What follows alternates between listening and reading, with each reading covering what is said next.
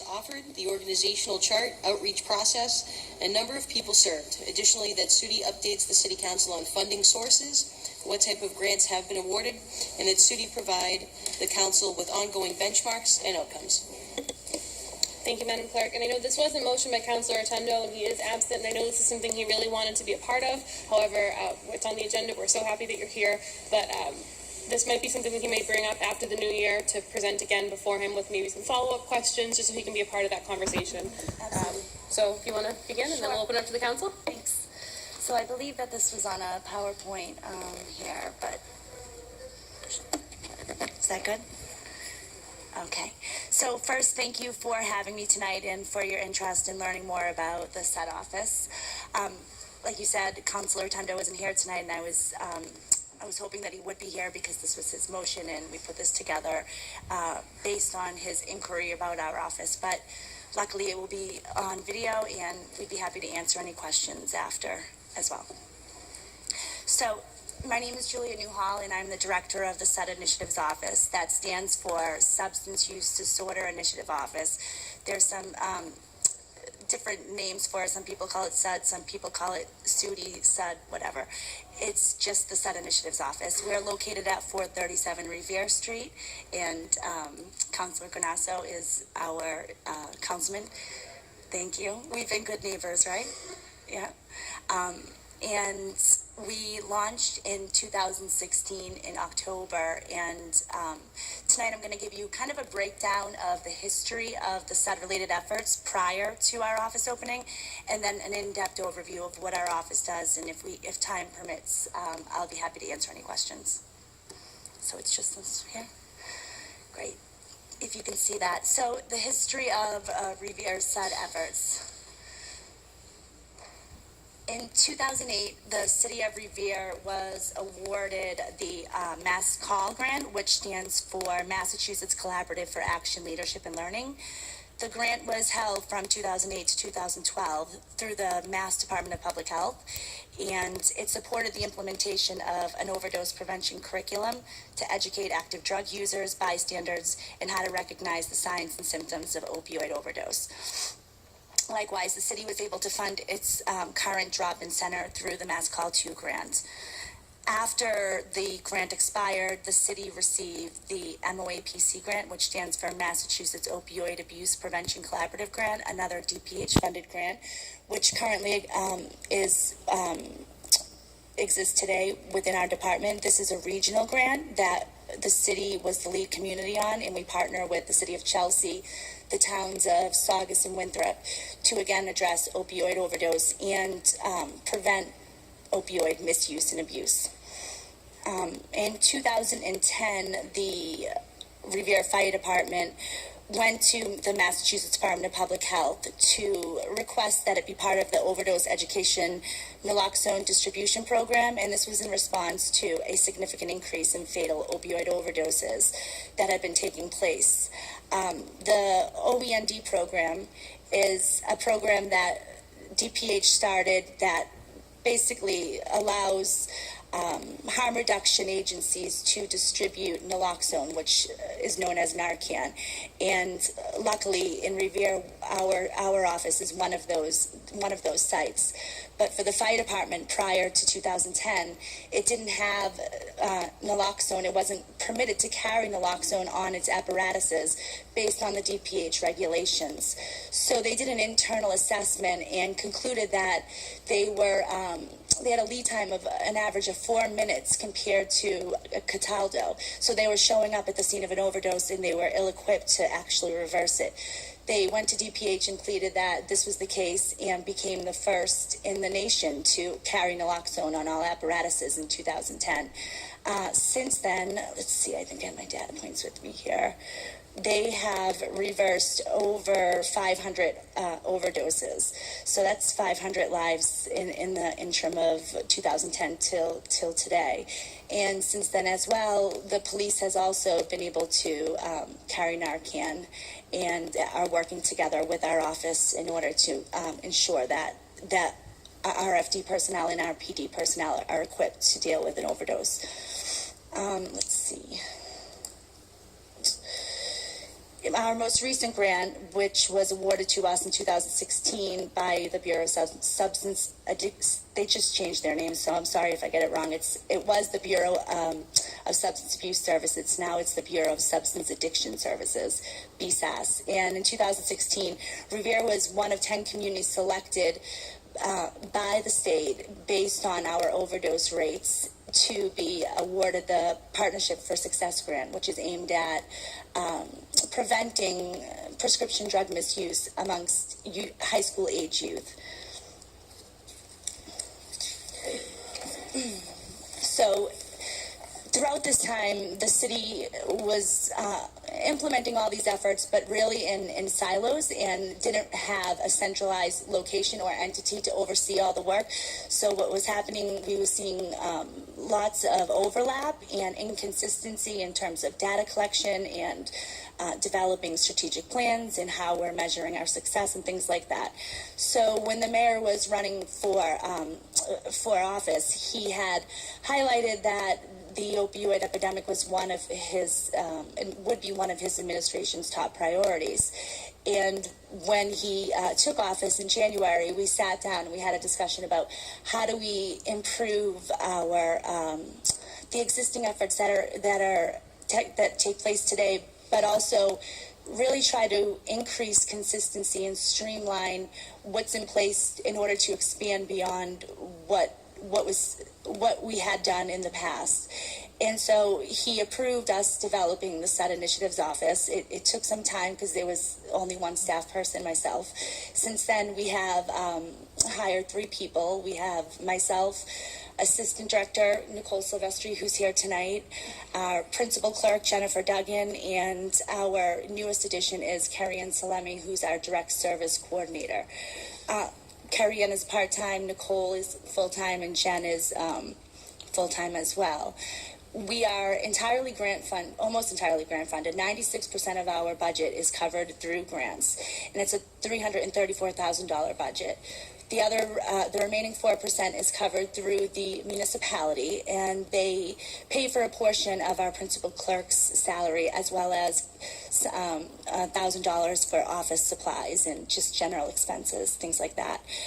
We receive our funding sources from mostly DPH, but in addition through determination of needs funds, as well as this past year we had been earmarked $50,000 from the Mass Legislature for any sort of SUD-related effort that just came out of, I guess, the elected officials trying to lobby for this effort that we have today. And then we also receive monies from another grant that we partner with Chelsea, Revere, Saugus, and Winthrop, which is called the SAPC grant. So we have different funding streams, but primarily it's through the Department of Public Health through BSAS. 60% of our funding goes to personnel, 30% towards programs, and 10% towards administrative costs. In terms of how much monies we receive from each grant, the MOAPC is $100,000 per year. As I mentioned earlier, we received that grant in 2014. It expires in 2020, so we're coming up to the expiration, so we have to start thinking about how do we fund these types of efforts beyond the lifespan of the grant. In PFS, it's $85,000 per year. Determination of needs funds, $66,705 per year. We also now oversee the first responders grant for the police department and the fire department, and that's $25,000 a year. And then from the state, $50,000, and SAPC is $7,500. So we have a limited budget, and given the magnitude of the issue, we try to do our best to cover as much as we can in terms of programmatic costs and ensure that we're spending it as wisely as possible to expand what's in place right now. But the state and hopefully at the federal level, they'll continue to support these local efforts by providing these grants. And we've been fortunate here in Revere to have had a long history with the Bureau of Substance Abuse Services that they look to us when these grants come out and hope that we will apply for them, because we've always upheld our contractual obligations and have frankly done a good job in implementing their activities. So our goals, let's see.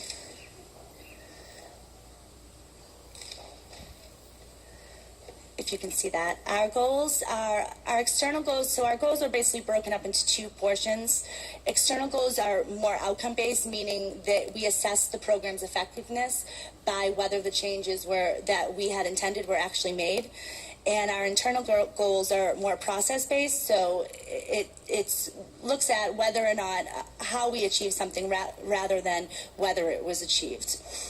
I've included examples drawn from existing programs as far as our current outcomes, but our internal goals, one of the things that we're planning right now is to develop a strategic plan for the said office, which will incorporate the existing programs and its outcomes into an overarching plan that will be more consistent and include all these different funding sources. So what happens in a lot of other communities and what we've seen, just working with our colleagues in other municipalities, is these grants will come into a city. They will fund a certain portion of a program, and they'll hire people per grant. And the outcome is you'll have multiple people really working on the same issue, but because the state requires one FTE per grant, it's a requirement for them to do so. So what we envisioned when we opened this office was really to take all the grants and streamline them so that we would have a municipal strategic plan rather than a MOAPC related plan or a PFS related plan. And that really speaks to the overarching goal of sustainability. So once these grants run out, these programs will still exist regardless of whether the funding is there or not. So in terms of our outcomes, by July 1st, 2019, we hope to increase access to support, so this means any type of support, by 20%, reduce the number of fatal overdoses by 15%, and increase the number of external referrals by 20%. So I have the existing numbers here from fiscal year 2017. So in 2017, the number of people that we engaged was 783. The number of people who received naloxone and overdose education was 328. And the number of people who were referred to outside services was 392. So if you do the math, that would be 940 for the first output, 378 for number 2, and 471 for number 3. So we're able to gauge whether we're successful at a particular goal based on that baseline. So in the fiscal year 2017, for a total of, we served a total of 2,444 people. And that includes anybody who comes into our office. It doesn't have to just be a Revere resident. If a Saugus person comes in, we're not going to turn them away. But throughout the entire year, 244 people were served based on, just launching this office and having an open door policy and being accessible and available. And that's increased since we've hired our direct service coordinator. We now have a support line where if you call our office and leave a message, we'll get back to you within 24 hours. And if we can't provide you the support that is needed, we'll make sure that you get it one way or another, either by working with our existing partners in outside agencies or by following up and making sure that the services that you are receiving are appropriate.